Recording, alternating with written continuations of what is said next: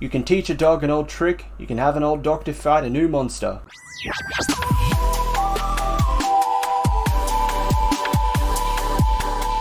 Hello and welcome back to Madmen with a Box. I'm one of the Madmen, Ozchris, here to talk about Classic Doctors New Monsters Volume 1, which came out on the 28th of July 2016. Now, what's the premise of this anthology?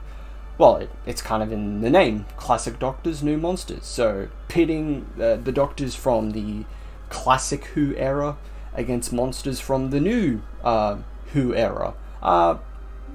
Except there's an exception with the last one, but we'll get to that. So, let's get started with the best. Starting off with the best story.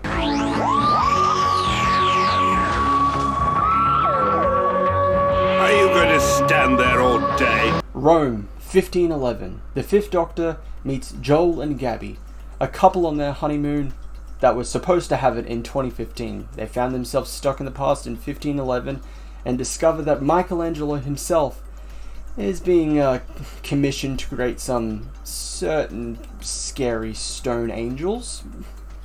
So, the Fifth Doctor versus the Weeping Angels. Now, as I said, this is probably the best story. This was my favorite.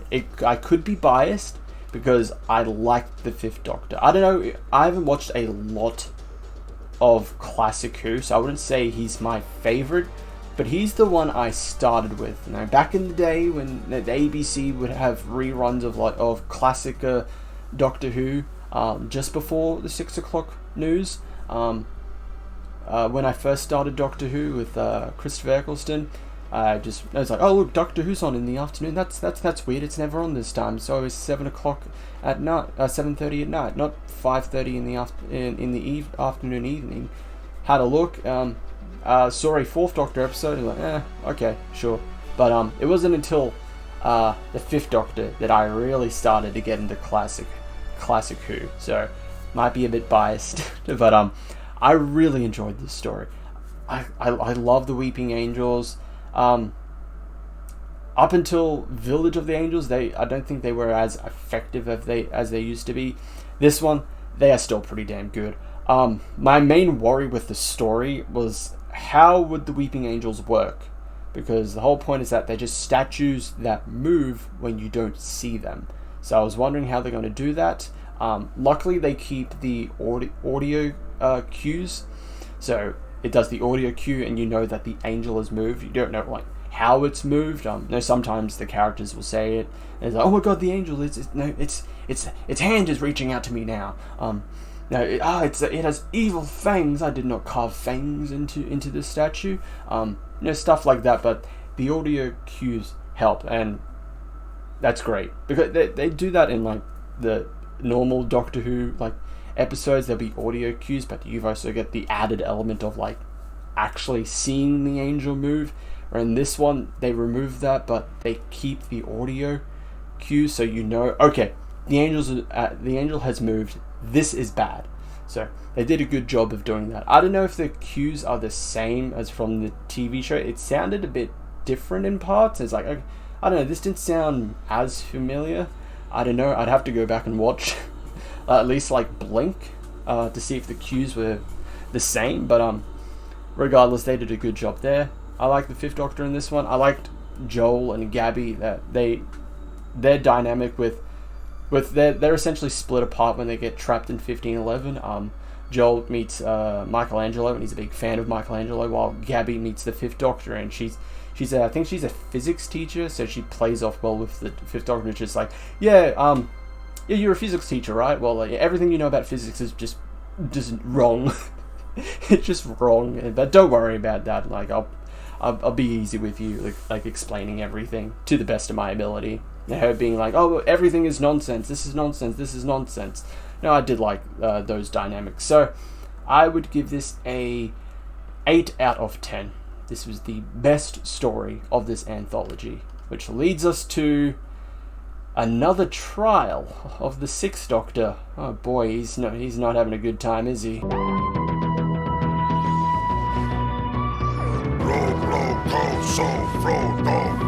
Judoon in Chains by Simon Bernard and Paul Morris. The Sixth Doctor is no stranger to courtroom drama. I mean, we've seen the end of his series, definitely. But this time, he is not the one on trial. A very unusual Judoon is on trial, and the Doctor is there to defend him. This was the most intriguing story, because there really isn't much you could do different with the Judoon. They're either the police, there's hired mercenaries, they just follow the law kind of to a fault. They, just don't get in their way, they will uphold the law. Every sentence would just lead to death. Like, you might accidentally push them, it's like, oh, you just assaulted an officer, bang! This is America. But this one really does something different with the Judoon, because this Judoon is on trial for not only deserting, but for being different. It's a Judoon that really thinks for itself. It has more emotions, and it does poetry. We hear some Judoon poetry. That's very different. But no, I found that really intriguing. It's like, because like I said, like, what else can you do with Judoon apart from just being that they're just rhino cops? But this did something really different with it, and I was like, wow, this is really, really good. Like, wow, I'm really, like, invested in this story to see how it goes. So I really like that. I will say, people seeing the Judoon, there wasn't like a big like mass hysteria, like when the Judoon is like when the Judoon is taken into the court, like it's like this English court that has been taken to be used as like the courtroom, the setting of the trial, and like everyone there is like, oh, you're making a mockery of this court for like bringing a man dressed up like a rhinoceros. They don't treat it as like, oh my god, look, there's a monster here, let's run for our lives. Like same with when the Judoon Kaibo like crash lands in Victorian England, and like people are just like throwing rocks at it. It's like, oh, you're hideous, you're disgusting. They're not like running away in fear of this thing.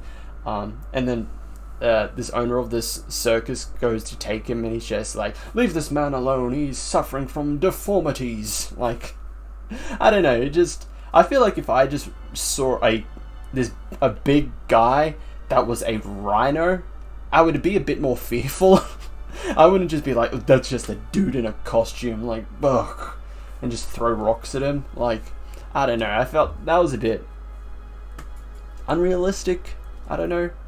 But regardless of that did not dampen my enjoyment of this story. I really like the story. This is a very close second for like my favorite story. If I didn't love the Angels so much, and I wasn't kind of biased and nostalgic for the Fifth Doctor, I think this would have been the best story. So 7.9, just under Fallen Angels. So it's time to get miney. It's time to rock.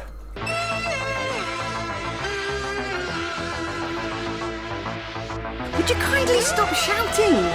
You're giving me a headache. In the far future, humanity has a remedy for everything. You feeling really depressed? Take some medicine. You feeling really angry? Take some medicine. You feel like you're spending too much time on Twitter? Well, the only medicine for that is to just log off. Maybe tactical drone strike servers everywhere so we can just get rid of it. But no, the future is essentially humanity. Is essentially kind of controlled by the Pharmacorp, who are developing these drugs. But Pharmacorp and a group of humans are attacked by the Sycorax. They want what is hidden inside of their blood vault. Considering we know the Sycorax like to dabble with some blood control, it's very obviously blood, and this gains the attention of the Seventh Doctor. This story, I like this story. It wasn't as good as the first two ones, but I liked it. I think it was a bit kind of like it's a bit too on the nose on the whole like humanity's over reliant on technology to like do things for them, speak for them. they're using medicines to inhibit their emotions. You know, they're not really human. I think it was kind of like hammering your head to it. Like, it's a bit obvious what the kind of message was. We'll leave that part. No, you know, don't put your hands into corporations, because essentially, PharmaCorp, not particularly the best of people, considering what we discover later on, their connections to the Sycorax. It is kind of obvious what that kind of like message was in there. But it was an okay story. I did like the Seventh Doctor in it. I'm surprised, you know, considering like the Seventh Doctor's like legacy of being like manipulating people into like taking them their own lives. I'm surprised there just wasn't a scene where like he just throws a spoon to the Sycorax, they grab it, and he just goes low tier god and just like, you should kill yourself right now, and then just Sycorax just stabs himself with the spoon. What am I saying? But no, this was an okay story. I liked it for what it was. Not as strong as the first two, but it was fine enough by itself. So, ironically enough, 7 out of 10. 7 out of 10 for the Seventh Doctor story. Now that leads us to the end. He's back. You thought you had enough with him, Flux? Guess what? Mr. Potato Head is back. With a vengeance. I very much doubt you will prove any better with that blade than this female. The Sontaran Ordeal by Andrew Smith. We all know that Sontarans, they love a good fight. You know, whether it be waging war on a planet, getting to fist fights by the local bottle-o. Sontarans like to fight, and there's no bigger fight than the last Great Time War. But as we know, as we find out when they were reintroduced in Series 4, that they just weren't allowed to participate.